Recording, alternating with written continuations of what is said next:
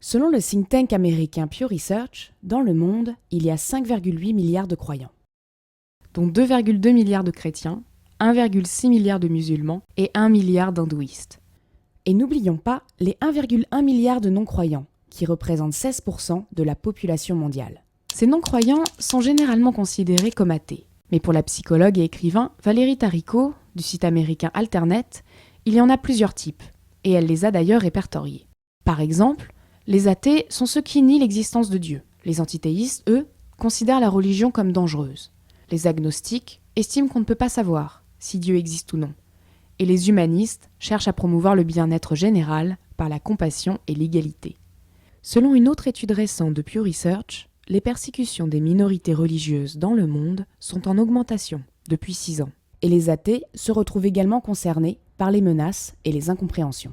La journaliste indienne, Neha Dixit, a publié un article qui raconte les difficultés qu'elle a rencontrées pour avoir un mariage laïque, encadré en Inde sous le Special Marriage Act. Bien que cette loi existe depuis 1954, elle reste difficilement applicable. La journaliste explique par exemple que le seul fait de choisir son compagnon, dans des États comme le Rajasthan, l'Haryana ou l'Uttar Pradesh, peut être puni de mort par la famille, voire même par des communautés villageoises. En Arabie Saoudite, le site Sapt s'inquiète de la montée des athées et appelle à l'aide en titrant une tribune « Au secours, notre jeunesse se détourne de l'islam ». L'auteur dénonce les groupes Facebook, tels que l'Association des athées saoudiens, et aimerait les faire interdire, comme les sites pornographiques. Selon l'institut de sondage suisse WinGallup International, 13% de la population mondiale se dit athée. En presque 10 ans, leur nombre a augmenté de 3%, tandis que les croyants ont diminué de 9%.